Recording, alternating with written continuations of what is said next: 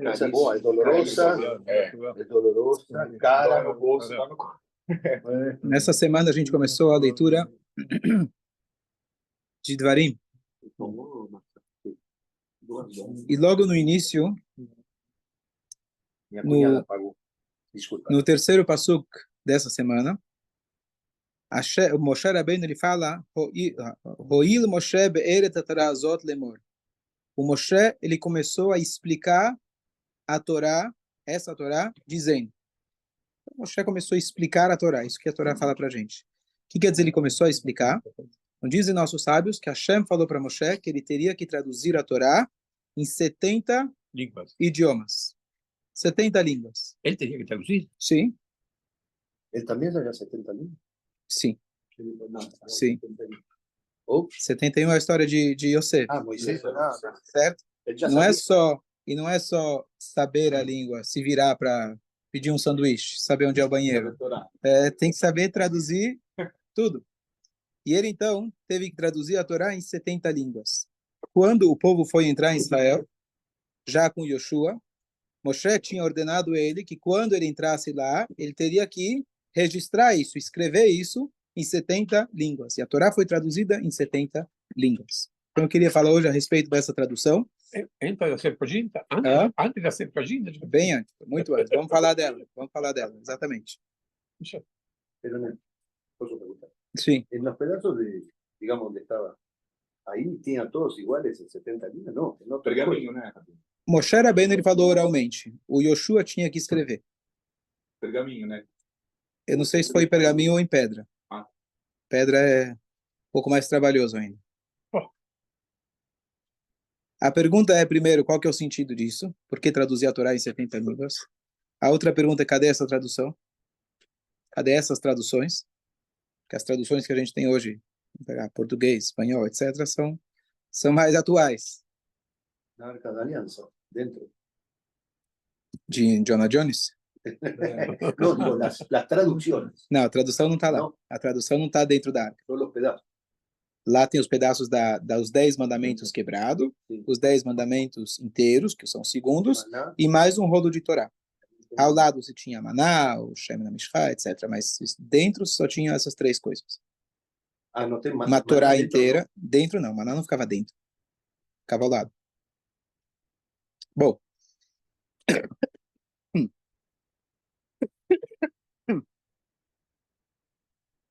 Das línguas existentes naquela época. Sim. E são, na verdade, não é por acaso que tinha 70, quando a gente fala Torre de Babel, também tinha, a gente fala que se separou em 70. São as 70 línguas originais. E de lá vieram as outras. Talvez tinha o latim, não sei. Nós temos mais um episódio parecido com isso, muitos anos depois, no meio da época do Segundo Templo. O Segundo Templo teve, na verdade, várias conquistas de quem que ia dominar o mundo. Então, por exemplo, a gente sabe que ao longo do Segundo Templo a gente teve os gregos e acabou sendo pelos romanos. Mas nessa transição, na verdade, a gente sabe que tinha o Alexandre Magno, que ele queria conquistar o mundo.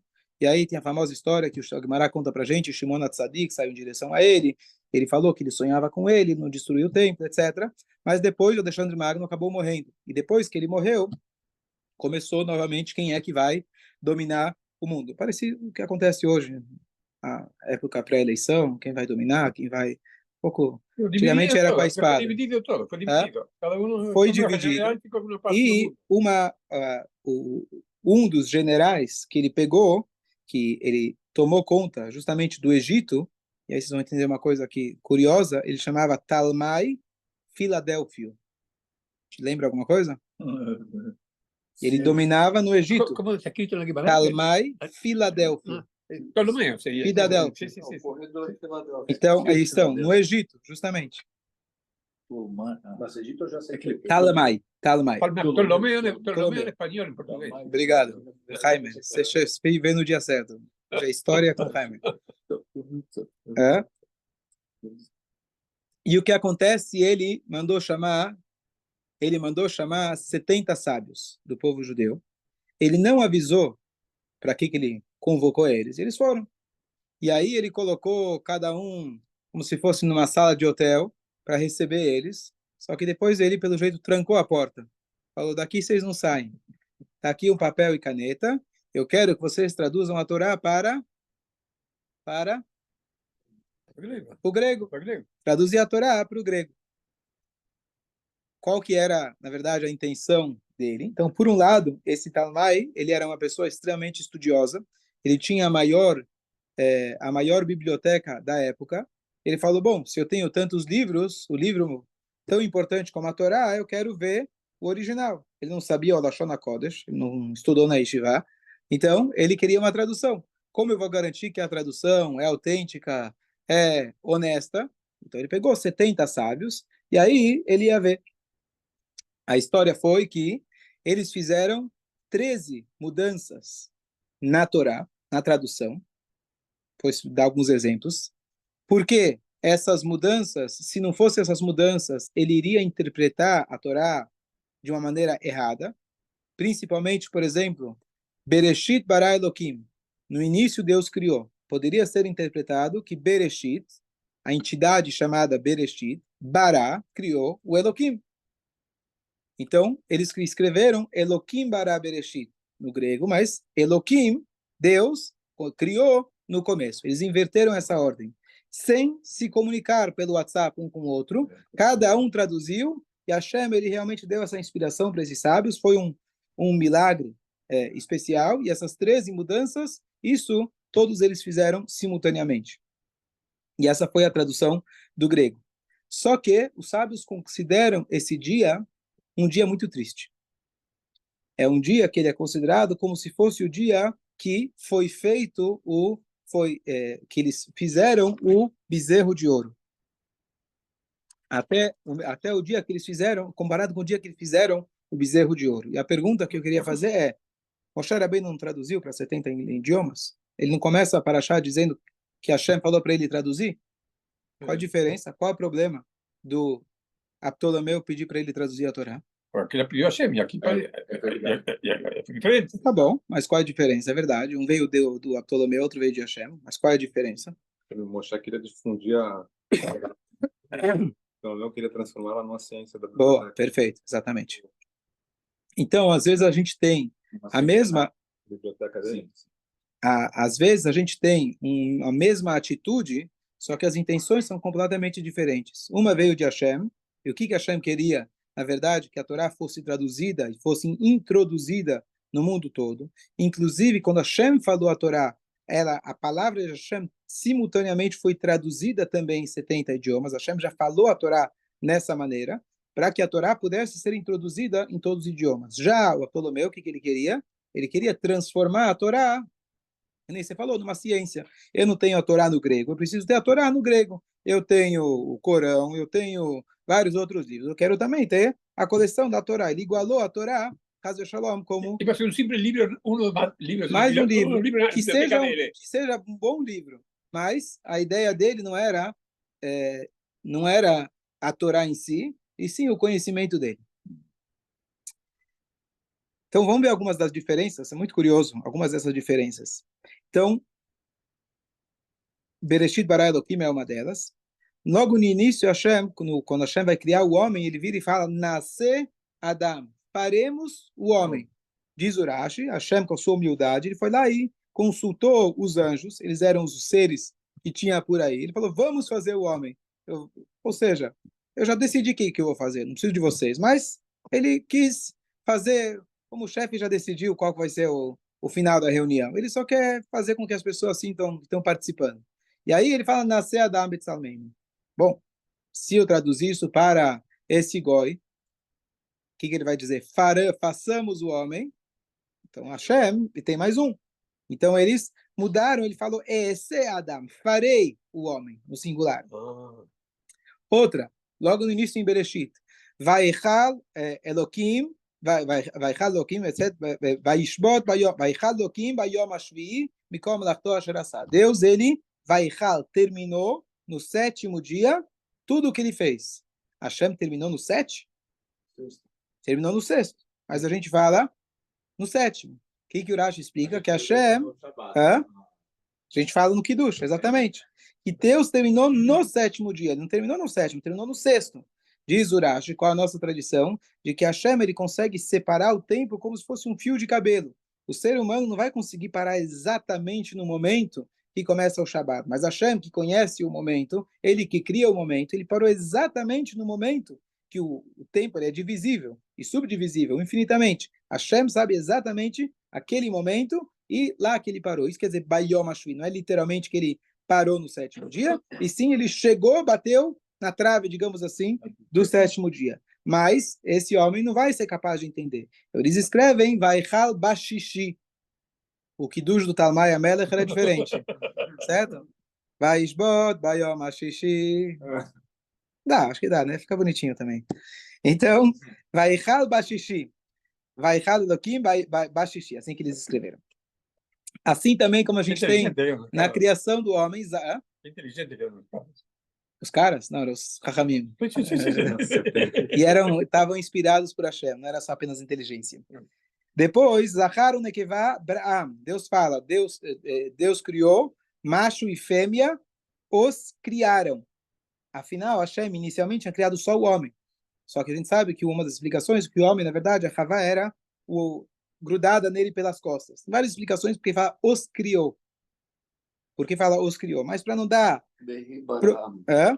Zachar Nekevá Beraam. Behi Baram é ao criar eles. E aí, então, eles poderiam interpretar que foram criados dois homens.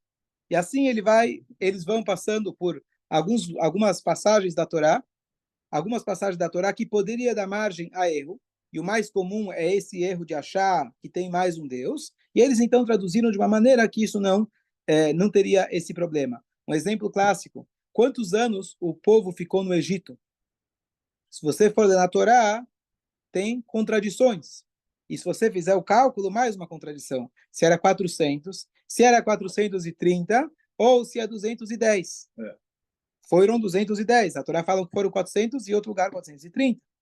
Então fica complicado. Eles traduziram Moshav Bnei Israel, o tempo que eles que eles moraram em Mitzrayim, e aí eles acrescentaram, e na terra de Canaã, somando o tempo de Canaã com o tempo de Mitzrayim, dá certo a conta.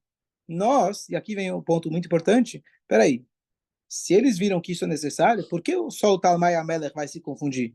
Quando eu ler a Torá também sou capaz de me confundir. Por que ele escreve Bereshit bara Elokim? Eu também sou capaz de dizer que Bereshit talvez seja um Deus.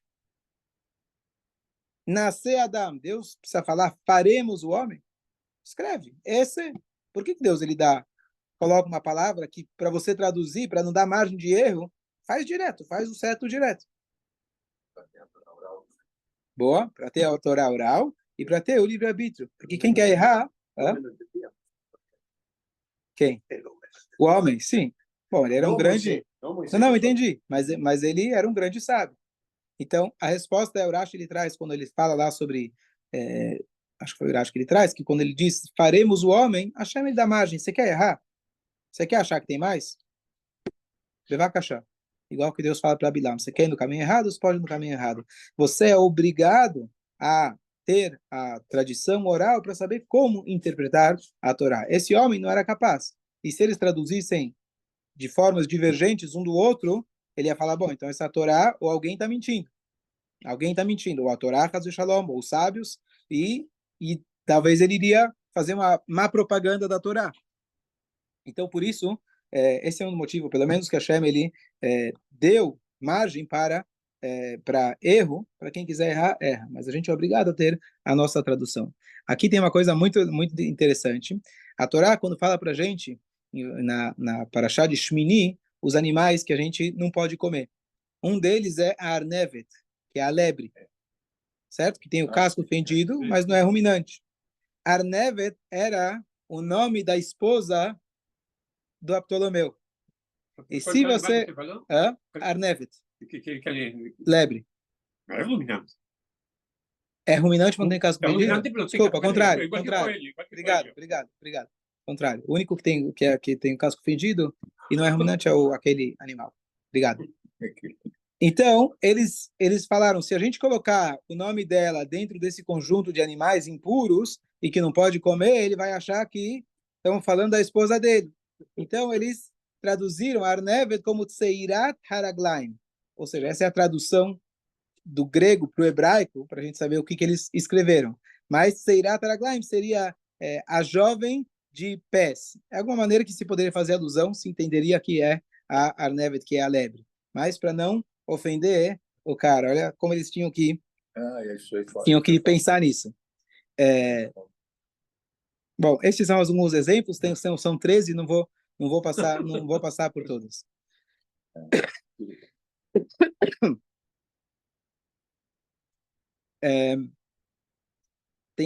Mais uma. A passagem de Shimon e Levi, os dois irmãos que destruíram a cidade toda, pode dar margem a dizer, poxa, eles vieram, destruíram tudo, então eles traduziram a palavra que Be'apam argu shor, eles mataram quando o Yaakov, ele está admoestando eles, etc., ele traduz que eles mataram o boi.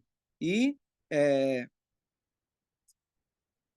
para que não digam que os nossos antepassados eram assassinos e foram e destruíram. Não sei como que eles adaptaram todo o resto da história, mas Hashem dominou eles para não dar margem de erro. Aqui estão alguns exemplos.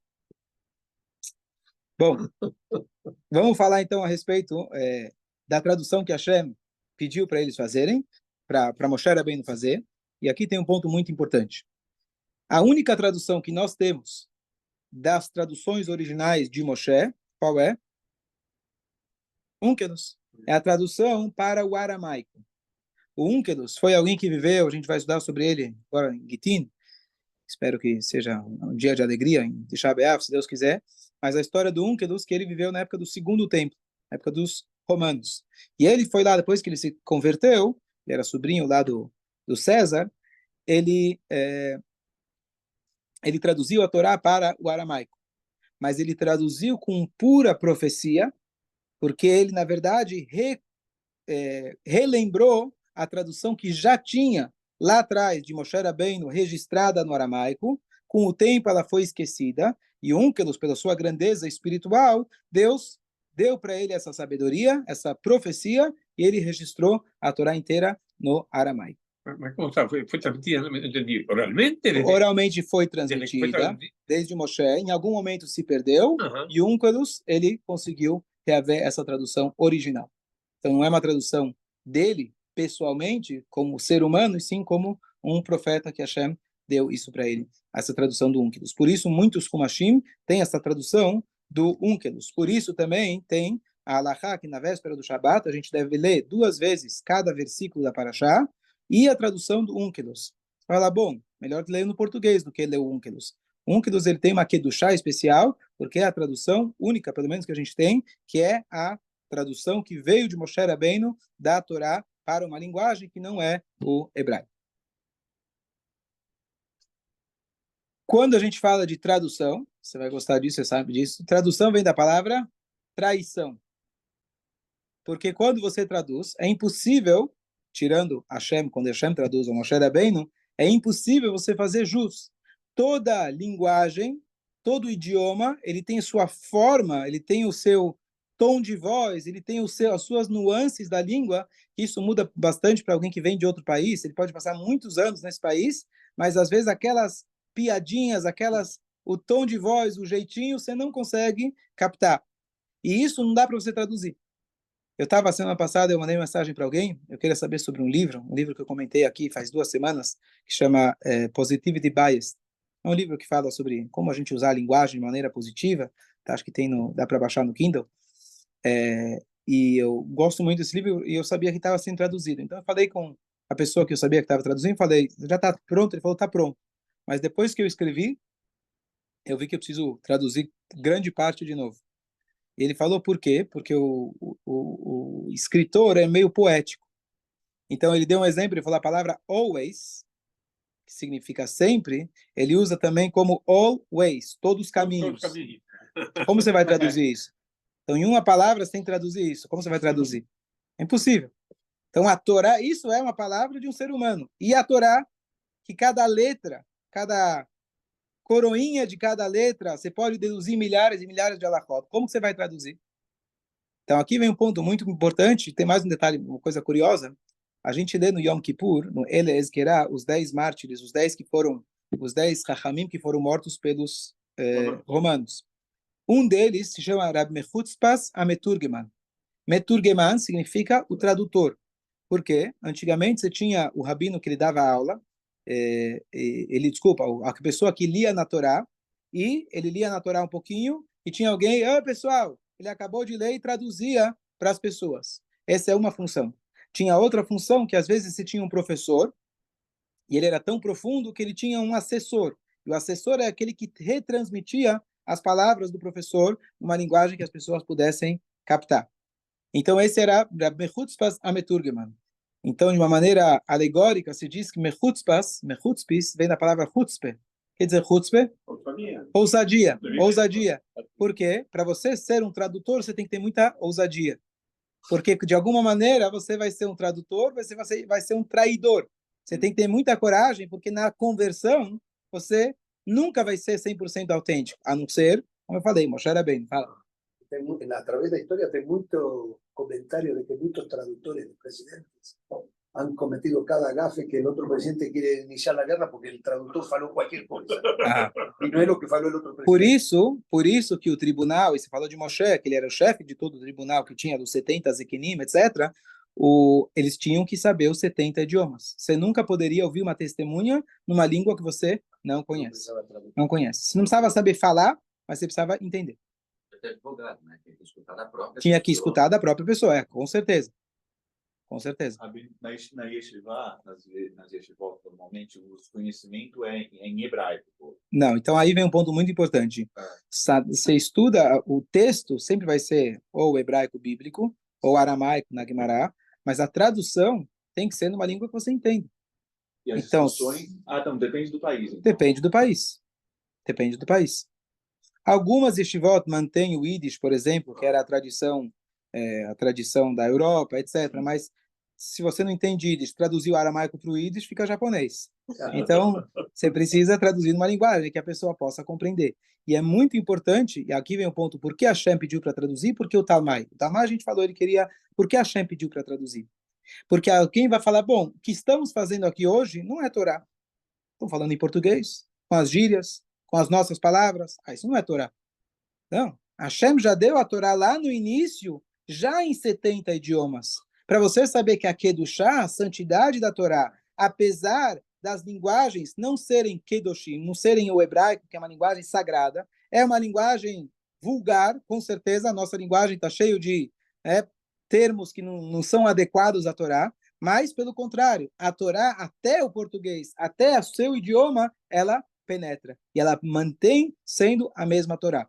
Claro, você às vezes vai precisar, quanto melhor você estudar o hebraico, a linguagem original, mais você vai compreender. Mas você não compromete a Torá só porque você mudou o idioma. Hashem já do início já deu, ele fala para Moshe Rabbeinu, explica bem. Explica não só para quem estava lá, que já falava egípcio, já falava hebraico, explica bem para que todas as gerações possam futuramente estudar a Torá e ainda estarem conectados com a Torá. Por isso aqui um ponto importante, que muitas pessoas falam, bom, ontem alguém falou, eu quero estudar a Torá, então eu preciso fazer aula de hebraico. Até você aprender hebraico, vai demorar. Você pode pegar a literatura portuguesa é muito vasta, de Guemará, de Humá, de tudo, e você não está comprometendo o conteúdo original. Estuda a Torá, conheça a Torá, e, em paralelo, vai estudando a língua hebraica, claro que é ricamente, infinitamente maior. Mas, enquanto isso, você tem que estudar a Torá, e, pelo contrário, se você estuda a Torá no teu idioma, você consegue traduzir a Torá para o teu Yetzerará. Tem um rabino que eu escuto, e ele sempre traduz os termos da Torá, da Hassidut, no inglês. Ele fala, o meu Yetzerará fala inglês. É o Yetzerará que gosta de beisebol, Yetzerará que gosta de...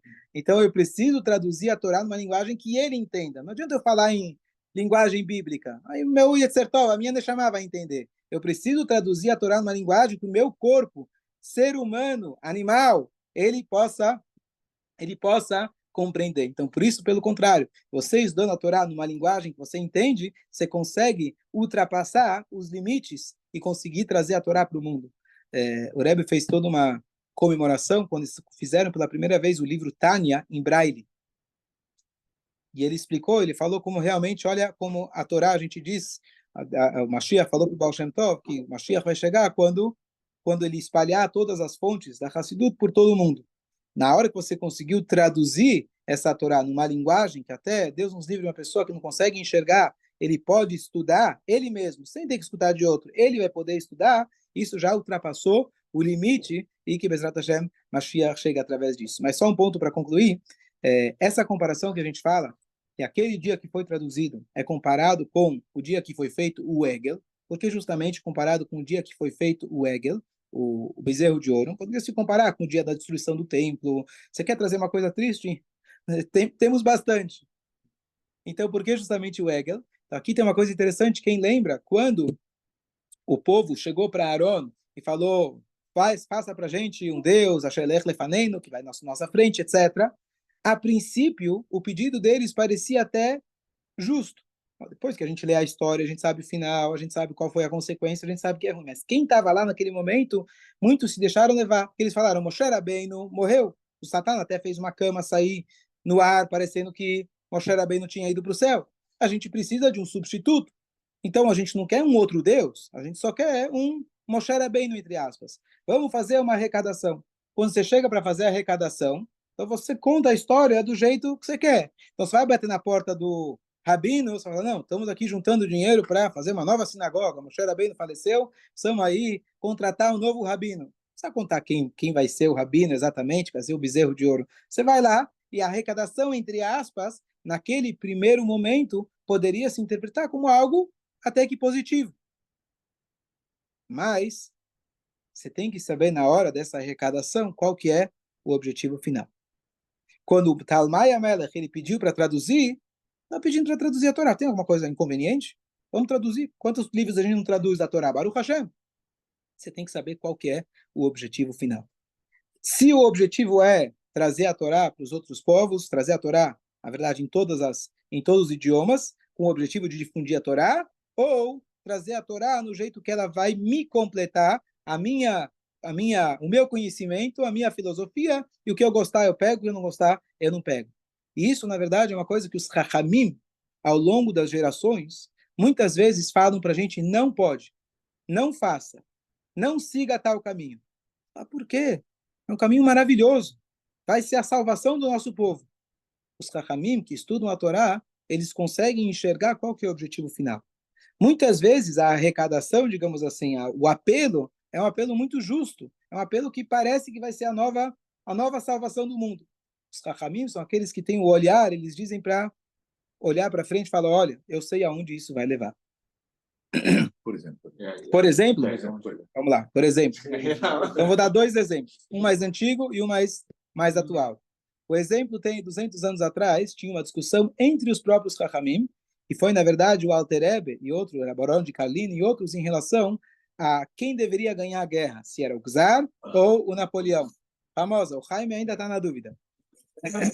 Até hoje o Jaime ainda está discutindo o assunto. Muito bom. Você é um cara que vive a história, ele vive no sangue. Bonito de ver. Queria ter tido aula de história com você, em português, Jaime. Em português. E qual que era a discussão? O Czar, ele oprimia demais as pessoas, e o povo judeu em especial. A ideia da emancipação, liberdade, igualdade, legalité, você sabe, certo? Era a promessa da salvação do mundo. Imagina, a gente finalmente ia ser aceito, a gente ia poder... Exatamente, a gente ia poder ser aceito na sociedade. Só que o Alter Rebbe enxergou que essa liberdade física, traria um desastre espiritual. Traria o quê? Uma assimilação. E ele preferia a opressão do czar, que não era fácil, mas isso ia, pelo menos, naquele momento, manter o povo ainda unido e separado dos outros povos.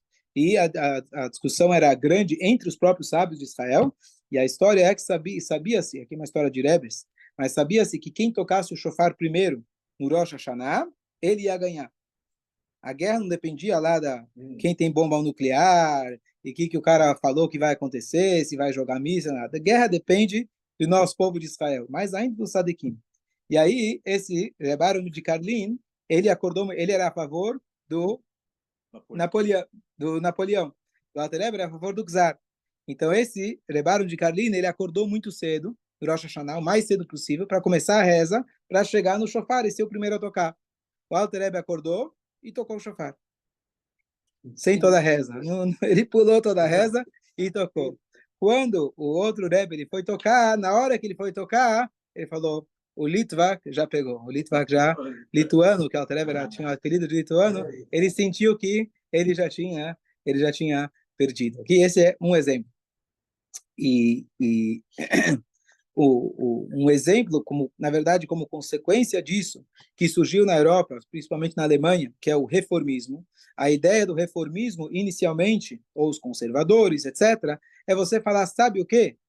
Não está dando para a gente manter esse judaísmo, os jovens estão saindo, estão se afastando. Vamos abrir mais o leque e permitir que mais pessoas eles se mantenham. Então, você pode ir para a faculdade, você pode estudar tudo que é mitologia, idolatria e etc. E, ao mesmo tempo, você pode ir na sinagoga, não tem nada de grave.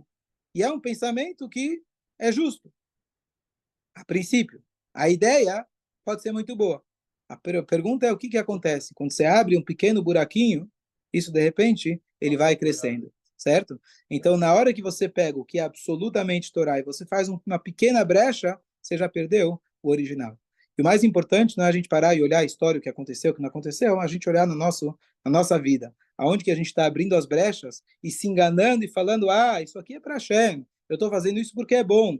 Exemplo típico, vou dormir até mais tarde, perder o minhado, porque senão vou ficar cansado o dia inteiro, não vou conseguir rezar com Kavaná. E assim por diante. A gente realmente conseguir olhar de uma maneira objetiva e saber o que realmente Hashem quer da gente. Que a gente possa continuar estudando a Torá em todos os idiomas. A Torá já ultrapassou todas as barreiras, e quando surgiu a tecnologia, a importância da gente poder estudar e usar ela, desde o rádio, a televisão, hoje os podcast, YouTube, etc., para a gente poder difundir, continuar estudando a Torá. Isso tudo é a mesma Torá que foi dada no Sinai, e, se Deus quiser, com a vinda de Mashiach, Hashem, a sabedoria divina vai estar preenchendo todo o universo, se Deus quiser. Aqui você vai, certo, tem muitas traduções.